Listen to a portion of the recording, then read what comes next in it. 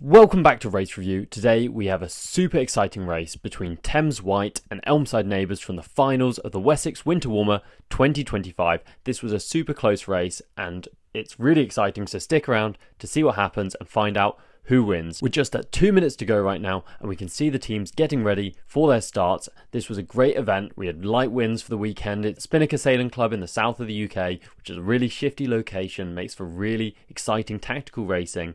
My team was there. Unfortunately, my team did not make it through to the semi-finals, but we had a really good weekend and it was awesome as usual. If you're around next year for it, get yourself down 2026 to the Southampton University hosted Wessex Winter Warmer. It's one of the best student-run team racing events in the UK and I really can't recommend it enough. Right now it's about a minute and a half to go and you can see some of the boats have turned around and they're just coming back towards the line now. So we're going to get that final approach where the boats will be looking to gain control and try and get over that start line in a winning combination to make their job easier for the rest of the race. We can see that in two of the pairs closer to the pin, we've got those yellow boats of Thames White leading in, and in the other pairs we've got Elmside leading in, and it looks like that's going to be a favourable condition to be leading today because it was light winds, and that generally gives a bit of an advantage to the boats who are ahead. Now, one of the really tricky things about sailing at Spinnaker is really shifty conditions, and you can see a lot of the boats are spinning around. They're not quite sure where their ley lines are because it's constantly shifting back and forth. But right now it's looking to be quite boat bias, so all the boats are very low. They're trying to scooch all the way up to the ley line as we come into that final 30 seconds on the start. You can see them really getting close now. We've got one of the yellow boats who's spun out the back, who's working their way across to get up to the boat end of the line because they've been pushed out of the pin. And we've got all three black boats of Elmside who are really dominant more towards the pin end of the line. We can tell that all the boats are a bit early here, but it looks like everyone's pretty much going to be okay because they've been able to kill some time by slowing down and luffing into that final approach. And right now we're coming in and that is going to be go right now. And none of the boats were over, which is an exciting start to the race. One of the yellow boats at the boat end peels off straight away, tacking out to the right. The other yellow boat is pinning boats 2 and 3 in the black, pushing them towards the shore, which is going to give their teammate in boat 4 time to get out of there, get into that clean breeze, and hopefully make some progress to start moving through the fleet. Now you can see boat 5 is moving slowly there. Boat 2 is in a high mode, boat 3 tacks off and is now holding both of them. Boat 5 decides to go to keep their speed on and keep moving through. It's a really tricky situation here for boat 5 because it looks like they're going to need to hold on for their team. They're on the winning side at the moment, they're on the lifted side. They need to make sure that they can get through at least one of these boats so the black don't get a 1-2, which would mean that the race would be getting away from yellow. It'd be hard for them to catch up. On the other side of the course, we've got black up in one of the pairs, but that boat 4, who was able to tack out from earlier, has managed to get on top of that black boat. They might not be able to tack, so hopefully they're going to be trying to come through on that side. And on the left-hand side here, we can see that the black boats are pinning that yellow boat out, but they've got good speed, they're moving fast. Boat 4 is now coming back across to the left-hand side, balancing those pairs. There's obviously a bit of a shift there because boats 2 and 3 tack at exactly the same time, and when we see boat 5 tack pretty soon afterwards, we're thinking that maybe they're coming in towards the ley line now, and you can just see on the far left of the screen a little pink flag flapping, which the umpire's going past, and now they're pushing in towards the ley line. And the question is, are boats 2 and 3 on the ley line? Which I don't think they are, which is going to be bad for them because if they were, then they would be able to come around in a 1-2. But as it is, yellow's going to be stopping them from tacking. Looks like yellow's going to get that 1. They've tacked, they're on starboard. I don't think that boat 1's got room there, which is going to be tough for boat 1, or maybe they do. Maybe they do. And they're trying to hold that yellow boat out to stop them getting in, but unfortunately there's a yellow boat on the inside as well, so then they can't get both of them, and yellow come round with a 1-3 combination. And you can see there that one of the black boats has got forced on the wrong side of the mark. They're having to do a spin there, maybe they hit the mark too, and you actually notice on the far left hand side of the screen the umpire holds his flag out for a second, but that means that yellow have a 1-3-6 to black's 2-4-6.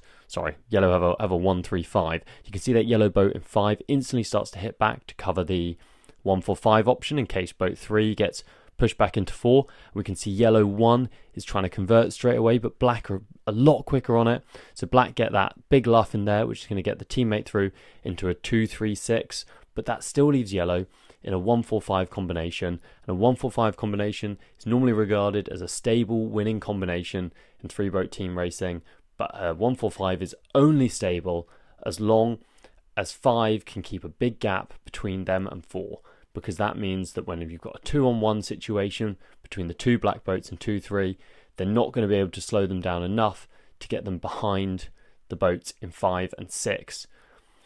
So here we've got the 1 is quite a long way ahead, and that yellow boat is battling to get through. They're moving quickly through lots of jibes. It looks like they're gaining a bit of speed on those, which is dangerous because these light conditions, that could be a giveaway for Rule 42, and they're trying to attack forwards on those boats ahead of them to maybe push forward into a 1-3 combination, which could then be converted into a 1-2.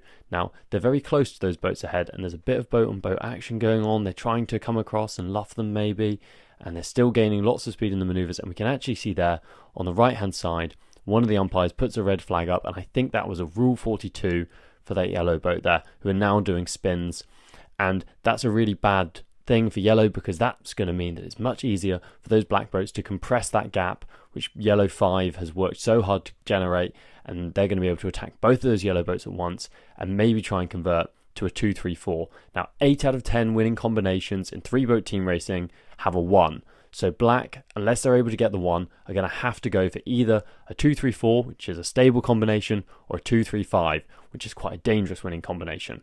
So what they're probably going to look to do is each take out a yellow boat and get their teammate through. But boat yellow 1, who's sitting near Mark 3, is waiting there, so if any of the boats get off to one side, they can take the other one out and convert their teammate through into a 1-2 combination. So it's a risky situation for yellow and for black. It's an important part of the course, and as we come around Mark 3, we're going to see that although black make a go at trying to take the opponents out, they don't quite have the manpower. They're too worried about losing their positions. Black tries to sneak inside at Mark 3. They're calling. They think they had room in there. They've made a hail. There's been a protest, but unfortunately they didn't have room, and the umpire's given a red flag, and that's going to be spins for that black boat. So black are going to be stuck in that 2-3-6 position. They can't get through. One of the black boats has done a really big luff on yellow to try and push them back, but unfortunately they're now having to push forwards again to avoid their teammate being left in a 2 in a 1-3 situation. So now it's going to be, as we approach the mark, it's going to be black trying to hold on to that 2-3 to slow down the yellow boats who are still in that 1-4-5 combination, and that yellow boat who's in 5, you can see them setting up high at Mark 4 to go for a jibe back to get another slowing manoeuvre on that boat in 6. Now just past Mark 4 we can see some really lovely team racing, which is the 2 black boats setting up a perfect textbook 1-4-5 breakdown move, which is where 2 and 3, one of them sits in a locking position and one of them sits in a slowing position dead on 4's bow. But unfortunately the locking boat couldn't quite hold them in the shifty breeze, and yellow have been able to tack out, and we've now got all the boats heading out to the left hand side of the final beat, away from the shoreline where it's going to be more shifty, and we can see that everyone's trying to get control of their pairs.